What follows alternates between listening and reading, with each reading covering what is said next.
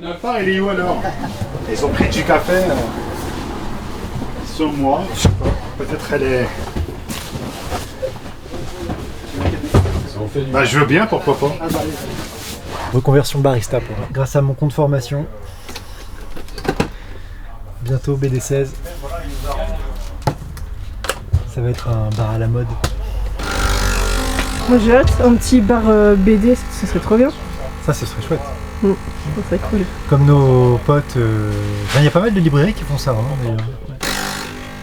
T'es quasiment obligé d'appuyer tout le temps sur le bouton pour que ça coule. Ouais. Ça fait des cafés vraiment ristretto là. Alors 8. Non, 9. 9. Là, il y en a un. J'ai ramené déjà un. 1, 2, 3, 4, 5, 6, 7, 8.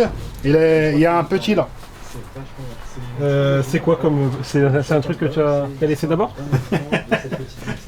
T'as pris un café avec quoi? T'as mélangé un café avec quoi? Moi j'ai pris mon sandwich à midi. Moi j'ai ramené 9 colis. Bah, moi j'en compte que 8. Moi j'ai ramené 9. C'est vrai ou pas? Non, putain, pardon, excuse-moi. C'est moi. Ah non, il y en a 8. Si, il y en a 9. Compte bien. Il y en a combien de colis? Il y en a 10 en tout. 9. 9. Je sais pas moi. Moi j'en compte 8. Oui, non, il y en a là. Mais dites-le moi, je vous demande. Ça serait tellement drôle. Moi, de caméra cachée. Moi je dis voilà, j'ai ramené 9. Ouais, bah On m'a bon. dit je compte 8. Bah je dis j'ai ramené 9. Voilà. Non, mais c'est vrai, t'as raison. Non, je sais pas si vous J'ai de filmer, j'ai un truc entre les dents, j'arrive pas à l'enlever. T'as pas une brosse à dents? J'ai du fil dentaire si tu veux. Est-ce que je le réserve? Ça me fait pas rire. Et je m'attendais vraiment à pire en termes de colis. Que 9 cartons d'office, ça va quoi. On va super. Voilà, c'est Au bon, le liqueur. prochain qui arrive. J'ai aucune idée de ce qui arrive en plus. Donc, Ça va être la surprise pour tout le T'as monde. vu, on a fait un petit coin occasion. Sympa. En bas, t'as de la jeunesse. Sur les étages, c'est plutôt orienté Je adulte. me suis un peu perdu. Évidemment, plus de tout ce qui est en adulte là-bas. En fait, il y en avait en réservation. Je vais faire le suivi de collection déjà là, jusqu'à présent. Ouais. Bah, UD Ah et oui, Hachette. tu veux dire que c'était relativement rapide à faire? Oui, c'est ça. Habituellement, quand je vois une liste de 70, j'ai pas forcément le temps. Mais là, UD plus Hachette, bah, déjà UD, il y en avait 4. Après, Hachette, au total, si j'en ai une quarantaine, bon, là, ils sont faits. Donc, quand on aura MDS et Inter, je les ferai. Super. Au moins, il partira peut-être le samedi cette fois. Peut-être même le vendredi. Peut-être même le vendredi, mais d'habitude, c'est vendredi. Qui sait? Bah moi je vais aller faire des colis à côté. Du coup. Mais moi, je vais aller faire des colis ici, alors, Voilà. mais dans l'autre sens. Voilà, chacun fait ses colis. Voilà. J'ai perdu le cutter. Comme d'hab.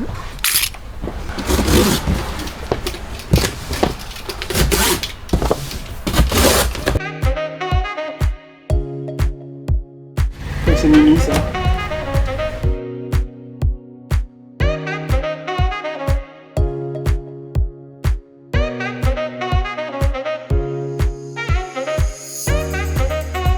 C'est marrant comme en manga, maintenant il y a de plus en plus de grands formats. Quoi. À une époque, tu n'avais que le format classique comme ça, mais maintenant, entre les rééditions, les webtoons, tu te retrouves avec quantité de mangas plus grands, plus chers aussi. Tu l'expliques comment le fait qu'il y ait de plus en plus de grands formats? Pourquoi de plus en plus de grands formats en manga? Bah déjà parce qu'il y a énormément de rééditions en Perfect Edition, en Deluxe Edition, en Smash Edition, j'en passe, c'est des meilleurs. Donc déjà ça explique que les éditeurs mettent l'accent sur la qualité de l'objet. Typiquement Lone Wolf, hein, tu vois un peu le bousin. À 32 €, mais c'est vrai que c'est magnifique. Hein. Donc il y a ça. Il y a également l'arrivée depuis quelques années maintenant du webtoon. Où, pareil, les éditeurs français ont fait le choix de les éditer en grand format, couleur forcément. Donc forcément les prix montent. Hein. Les prix montent. Et puis on sent que les gens ont vraiment le sentiment d'être pris pour des vaches à lait par les éditeurs en ce moment. Tous les mangas augmentent. Même les petits formats? Même les petits formats. Maintenant les Naruto, les One Piece, c'est minimum 7,20 €, un truc comme ça. Quand je repense à ma jeunesse, quand tu payais ton Naruto 5,45 je crois. C'était en francs? Non, ma jeunesse de libraire. Parce que forcément, hein, les gens ils se disent, bon alors faut que je fasse des choix, je peux pas prendre autant de séries que je voudrais, il faut que j'arrête des séries que j'ai en cours parce que finalement mon budget il est en train d'exploser. Donc il y a un arbitrage qui est devenu nécessaire.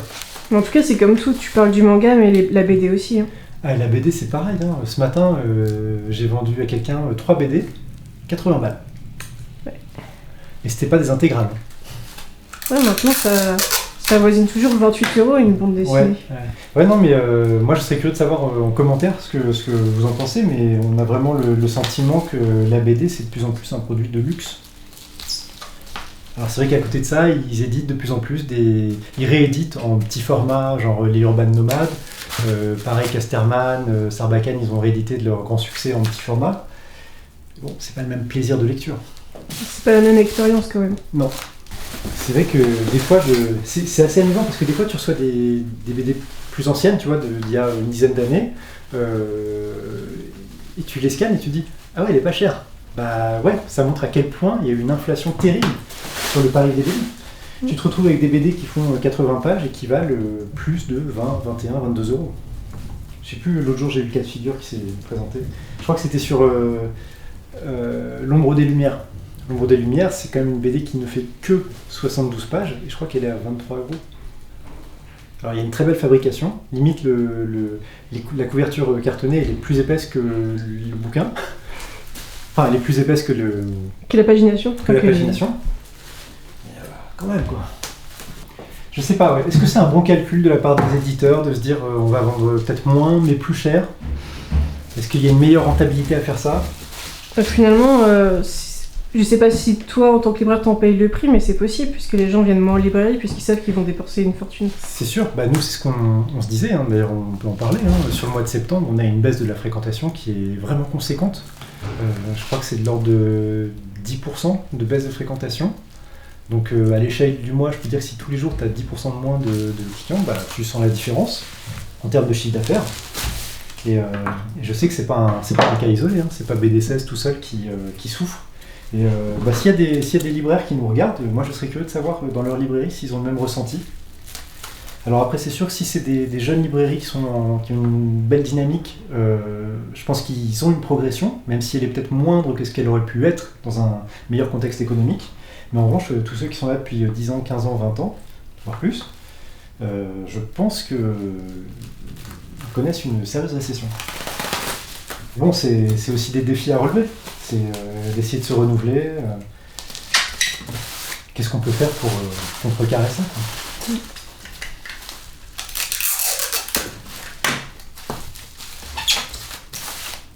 Du coup, je fais des colis. Tu peux pas dire c'est parce que les bouquins qui sortent cette année sont moins bons que l'année dernière, tu vois. Enfin, tu peux pas dire ouais ça a baissé en septembre parce qu'il y avait moins de bonnes sorties. Non, pas du tout. Il y a des très très belles sorties depuis le début de l'année. Donc on est sur un très bon cru en termes de qualité de sortie. On est tous pareils. Hein. On doit tous payer nos impôts, nos loyers. Mais une petite BD de temps en temps, ça fait du bien. Ça redonne le moral. Lisez La Route. David, excuse-moi de te déranger, mais il me semble que tu as lu une BD pas trop mal ce week-end. Oui, alors c'est une réédition, mais néanmoins ça vaut le coup d'œil. C'est par là.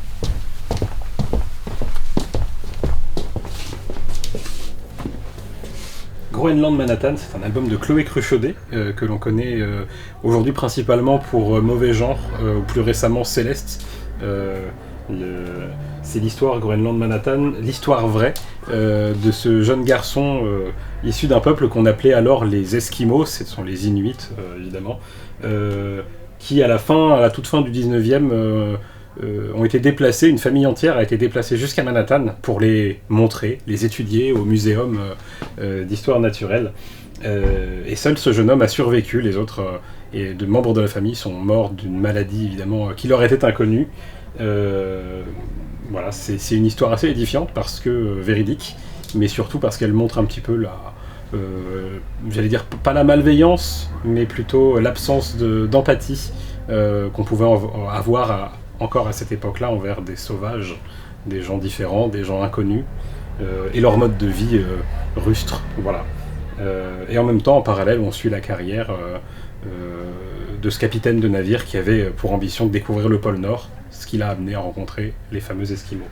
Voilà, Chloé Cruchaudet, c'est une dessinatrice pour laquelle moi j'ai beaucoup d'admiration, avec un très grand talent. Voilà, voilà, ce plan est très chouette puisqu'il reprend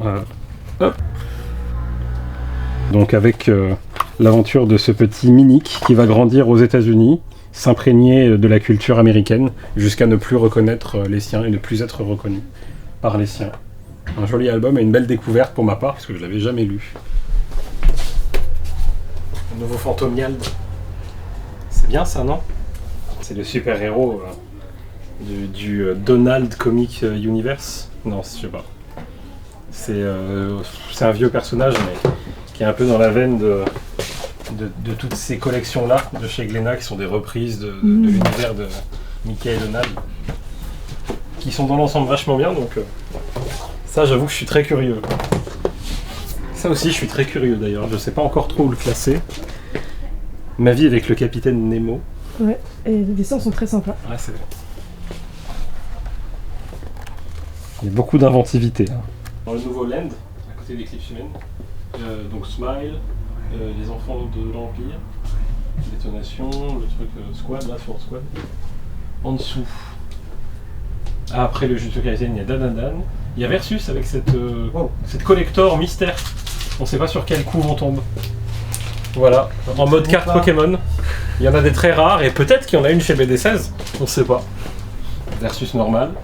Le Omniscient Reader, Fallen Zeus, Dai, et c'est tout. Ensuite en dessous j'ai mis que She Wasn't a Guy. Voilà. Le premier avait bien marché. Le premier était chouette en plus, mignon comme tout. Moi je l'ai lu mais c'était mignon comme tout. Donc pareil, peut-être que je le lirai si j'ai le temps. Toi aussi tu voulais nous parler de tes petits coups de cœur du week-end? Oui, parce que j'ai eu plein de super lectures ce week-end et puis même les jours qui ont passé. Mais forcément, vous ne pouviez pas le savoir parce qu'il n'y a pas eu de vidéo la semaine dernière. Mais je vais attaquer avec le titre que nous avons tous lu et beaucoup aimé. C'est Les Navigateurs de Serge Lehmann et Stéphane de Caneva.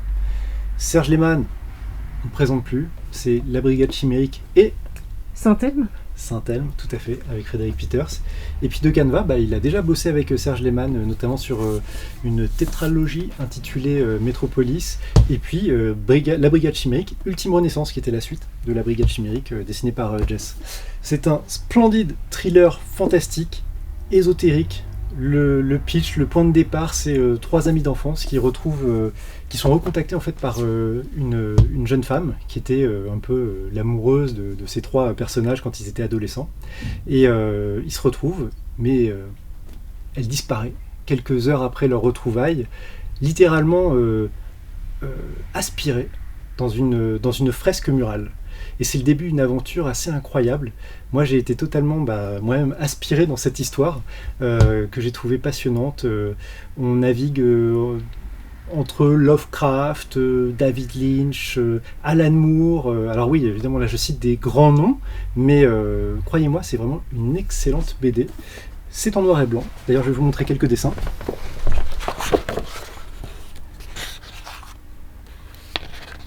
Et vous verrez au fil de la BD le style de Stéphane de Caneva évoluer, mais ça j'en dis pas plus. En tout cas c'était vraiment génial, j'ai trouvé que c'était à la fois cauchemardesque et onirique. Très belle lecture, à découvrir absolument, c'est un one-shot. Alors moi aussi j'ai beaucoup aimé Les Navigateurs, c'est pour ça que je voulais rajouter quelque chose en plus de ce qu'a dit Thomas. Moi ce que j'ai adoré dans cette BD c'est le côté ultra ancré dans Paris. C'est très réaliste parce qu'il y a beaucoup de noms de rues, sur l'autoroute on voit Versailles, etc. Enfin bref, il y a beaucoup de panneaux. Ça fait un peu à la Tardy entre guillemets. Ouais, c'est vrai. Donc j'aime beaucoup le contraste du fantastique qui s'intègre dans ce monde très réaliste en fait finalement. Et puis il y a eu beaucoup de recherches à la fin de l'album. Les auteurs nous partagent leurs recherches. C'est vrai que j'en ai pas parlé, mais c'est très référencé, Ouais, très référencé, dans la littérature fantastique. Il y a un petit post-scriptum à la fin où ils nous expliquent leurs recherches et donc ça j'ai beaucoup apprécié. Et puis aussi ce que j'ai beaucoup aimé c'est qu'il y a pas mal de références littéraires notamment et puis picturales. Donc voilà, c'est vraiment une super réussite parce que je trouve que c'est vraiment très complet comme album. Bon là je crois que vous n'avez plus le choix, il faut foncer. Vous craquiez. La deuxième très bonne lecture de la semaine passée, ce fut Deux filles nues de Luz, le grand Luz, qu'on connaît notamment pour catharsis, hein, puisqu'on se souvient qu'il était membre de la rédaction de Charlie Hebdo. Il était là lorsque l'attentat a eu lieu. Et puis lui, c'est également l'adaptation du Vernon Subutex de Virginie Despentes. Là, c'est intéressant parce que son style graphique change complètement. On est très loin du style rock'n'roll de Vernon Subutex. Là, c'est un style beaucoup plus classique. Pourquoi ? Parce qu'en fait, il va nous raconter l'histoire d'un peintre. On est en 1919. Ce peintre s'appelle Otto Müller, peintre allemand. Et il va dessiner un tableau qui s'appelle Deux filles nues. Et toute l'histoire, eh bien, elle va être racontée à travers les yeux de ce tableau. Donc ça va se passer de 1919 à quasiment notre époque, et ce tableau il va passer de main en main, puisque quand il l'aura achevé, le peintre va le vendre tout d'abord à un avocat juif, et puis ainsi de suite. Pendant la Deuxième Guerre mondiale, on sait très bien ce qui est arrivé aux représentants de l'art dégénéré, n'est-ce pas ? J'en dis pas plus, mais ce qui est vraiment très bien, je trouve, c'est que la vision qu'on a à travers le tableau, c'est pas du tout un gadget, c'est pas du tout, comment dirais-je, superficiel. Ça a une vraie raison d'être, et ça, je vous invite à le découvrir dans ce très bel album qui est également une histoire complète. Et puis, on finit avec un petit bonbon, c'est La poursuite du bonheur, adapté de Douglas Kennedy. C'était un pavé de 700 pages, donc là qui est adapté comme ceci, puisqu'en fait, Cyril Bonin, que nous connaissons très bien pour notamment Les Dames de Kimoto, qui est, je crois, son album qui a le mieux marché à la librairie. Il a également adapté La délicatesse de Fuenquinos. Là, en fait, il va se concentrer sur une partie du bouquin. Et donc, c'est une histoire d'amour, hein, comme souvent dans les albums de Cyril Bonin, mais qui a la particularité de se dérouler pendant la période du McCarthyisme aux États-Unis. Et évidemment, on s'en doute, ces personnages vont être particulièrement concernés par cette vague anti-communiste et également anti-homosexuel. Un bel album, ça se lit tout seul, les couleurs sont super jolies, c'est très sépia, c'est empreint de nostalgie dans le récit. Voilà, moi je trouve que c'est super élégant, hein. Petite ambiance un peu Mad Men, hein, dans l'élégance des personnages notamment. Voilà, ça se lit tout seul, à découvrir. Ah tiens, c'est marrant, David a mis ici, on a reçu un réassort sur Dans la forêt sombre et mystérieuse de Winchlus, l'auteur de Pinocchio. Bravo. J'ai révisé. Bon bah voilà, Pinocchio, chef-d'œuvre de Winchlus. Et puis ce titre, beaucoup moins connu, qui est une super BD jeunesse. On reconnaît le style, bon un peu plus rond, un peu moins cauchemardesque évidemment que Pinocchio. Mais alors si vous voulez faire découvrir un titre super sympa à vos enfants à partir de 10 ans, je vous le conseille vraiment. C'est trop drôle parce qu'il y a une petite influence un peu les crados. Alors ceux qui ont grandi dans les années 80 vous verront tout à fait ce dont je parle. Ah oui, et en fait je me souviens pourquoi on en a reçu. C'est parce qu'il y a une adaptation au cinéma qui sort en ce moment. Si vous n'avez pas l'occasion d'aller au cinéma, eh ben, je vous en prie, découvrez la BD, c'est vraiment très très fun. Et moi je m'étais vraiment marré en la lisant. Je pense qu'on n'est pas obligé d'avoir 10 ans ou 12 ans pour l'apprécier. C'était vraiment cool. Voilà, comme tout ce que fait Winchlus, mais là un petit peu plus accessible pour des jeunes lecteurs quand même. Voilà, donc ça, excellent. Tu voulais aussi nous parler d'un manga, oui, c'est ça ? Oui, je tiens le micro, je ne le lâche plus pour vous parler de Pineapple Army. Pineapple Army, peut-être que ça ne vous dit pas grand-chose, mais pour ceux qui, encore une fois, ont grandi dans les années 90, ils se souviennent peut-être que Pineapple Army, eh bien, c'était signé Naoki Urasawa. C'est simplement, je crois, la première série de Naoki Urasawa, avec un scénariste, Kazuya Kudo. C'était paru dans la revue de prépublication Kamea, et donc là, en fait, c'est les éditions Kana qui ont récupéré les droits, puisqu'avant c'était chez Glénat, et rééditent cette super série. Enfin, franchement, moi je l'ai relu ce week-end, et je trouve que ça n'a pas perdu toute sa fraîcheur. Il y a ce côté vraiment très années 80, c'est à la fois fun, et parfois un petit peu plus émouvant, plus dur. Ça raconte l'histoire tout simplement de cet américano-japonais, que vous voyez sur la couverture, qui est un ancien mercenaire, et qui met maintenant ses compétences au service de ceux qui sont dans le besoin. Il y a des passages vraiment tendres, il y en a d'autres où c'est beaucoup plus épique.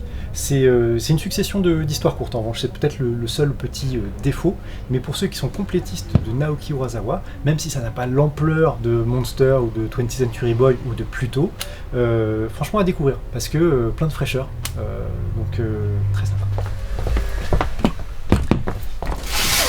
Bon bah le pauvre Yacine, il a le dos bloqué, donc là je suis tout seul pour les retours. Les retours, ce sont les invendus ou les défectueux ? Ouais, exactement. Et malheureusement, en ce moment, c'est surtout des invendus. Et puis comme c'est une toute petite boutique, malheureusement, on ne peut pas garder très longtemps les bouquins. Oui, il y a quand même un délai légal pour renvoyer. Ouais, c'est 3 mois. D'accord.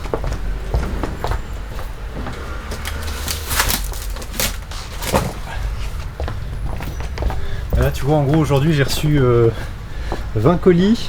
J'en renvoie 8. Voilà. C'est pas le taux habituel. Hein. Je pense qu'on tourne autour de 20-25% de retour d'invendus.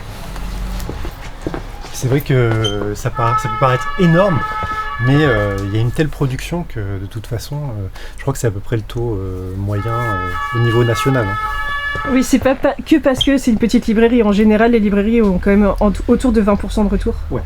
Oui, parce que bon, elles ont des plus grandes librairies, mais elles ont aussi plus de stock. Donc forcément, en moyenne, c'est à peu près partout la même chose. On s'entend ? Non, le truc c'est que tu es quand même obligé d'avoir pas mal de marchandises. Parce que si tu veux proposer une certaine variété de titres à ta clientèle, tu es quasiment obligé de commander déjà tout ce qui sort. Parce qu'il faut faire face aux commandes internet, à la demande en boutique. Donc tu es obligé d'avoir une offre assez globale. Mais bon, tu sais que de toute façon, il y aura du petit bois, quoi. Tu peux pas tout vendre. Et d'ailleurs, ce serait presque inquiétant si ton taux de retour, c'est un cercle vicieux, hein, mais ce serait inquiétant si le taux de retour était trop bas. Parce que ça voudrait dire que finalement, peut-être que tu rates des ventes. Tu vois ce que je veux dire ? C'est que tu n'aurais pas assez de choses en boutique, Oui. et du coup ton taux de retour serait très bas. Peut-être que tu rates des ventes. Ok, je comprends. Donc tu es obligé d'avoir quand même un panel assez large au magasin. C'est vrai que c'est pas forcément très simple à comprendre, mais en gros, imaginons. Là aujourd'hui on va recevoir le nouveau Alpha, c'est le tome 19. Je pourrais dire tiens je vais en commander que 20, comme ça je suis sûr que je vends tout ce que j'ai en stock, et puis après on débarras. Sauf que si ça se trouve j'aurais pu en vendre 25 ou 30, mais je le saurais pas parce que les gens finalement les verront pas en présentation, en facing, et donc ils les prendront pas. Donc on préfère prendre toujours un petit peu plus pour être sûr de vendre au maximum de notre potentiel. Quitte à faire des retours. Quitte à faire des retours, voilà. Et que deviennent les bouquins qui partent au retour ? Non, ils sont censés partir au pilon, être détruits puis recyclés en pâte à papier pour les prochaines parutions. Parce qu'en fait, pour les éditeurs, les distributeurs, ça coûte plus cher de stocker dans leurs entrepôts pendant une durée X ou Y que finalement de détruire et de recycler. Donc c'est moche, hein. Franchement c'est pas un concept qu'on apprécie, hein. Ni vous ni moi je pense, mais malheureusement c'est la réalité de cette industrie.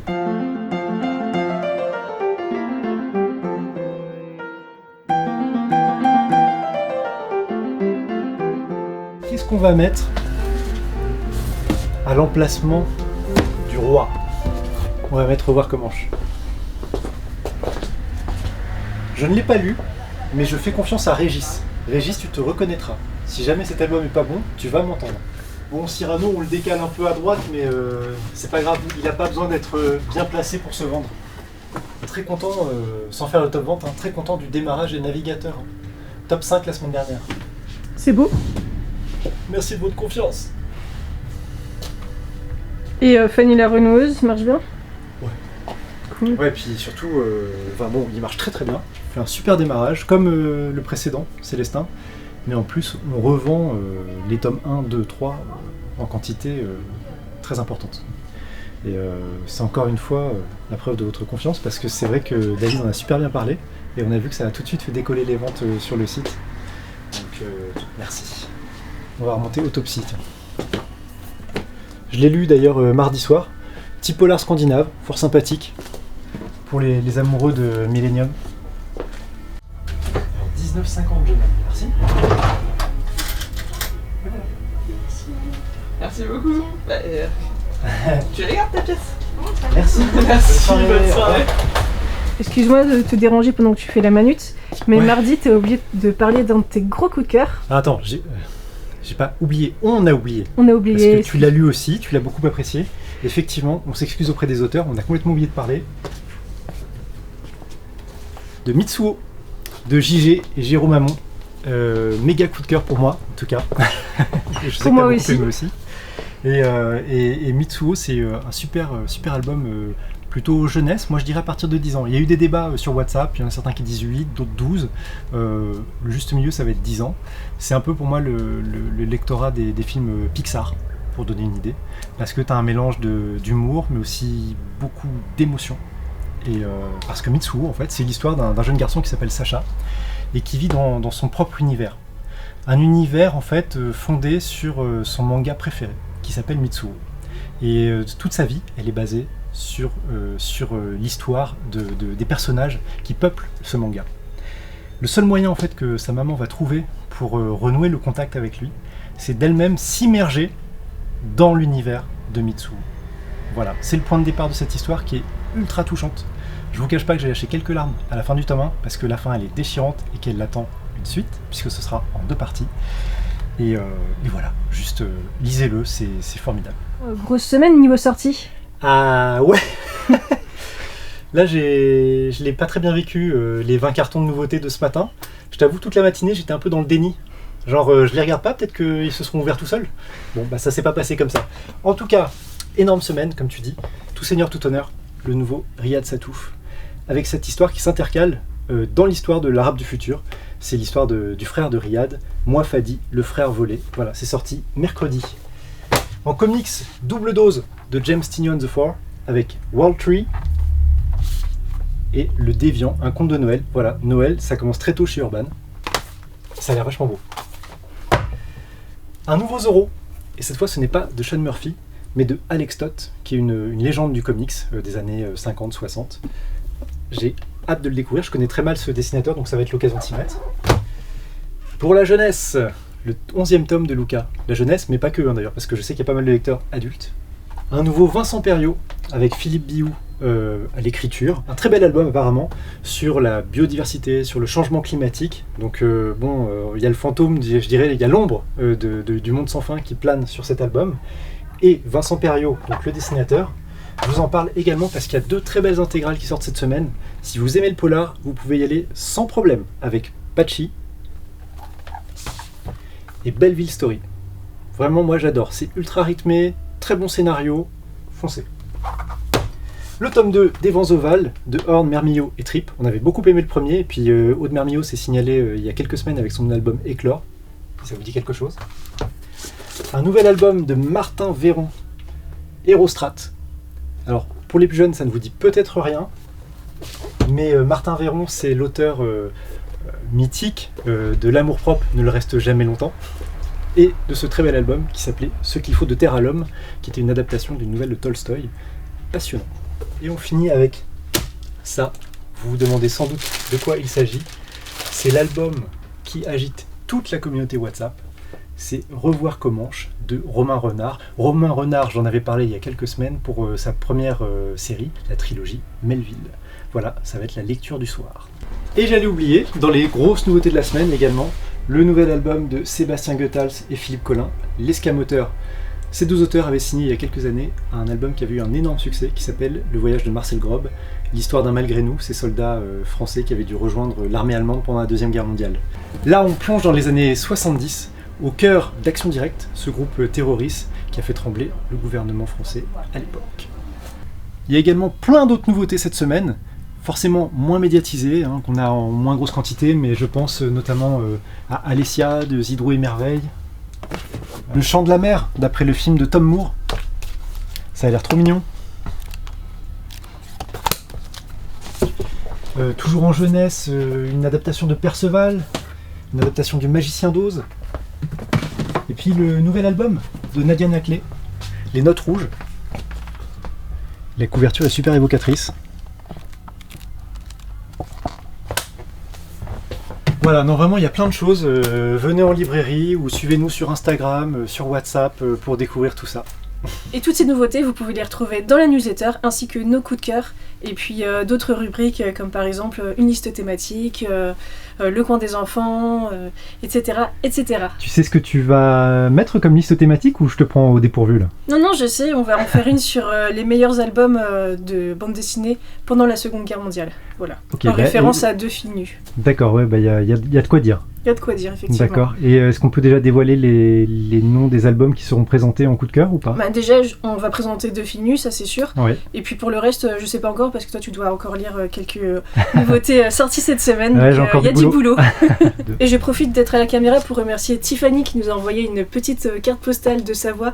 Ça nous fait super plaisir. Merci Tiffany, merci beaucoup. C'est adorable.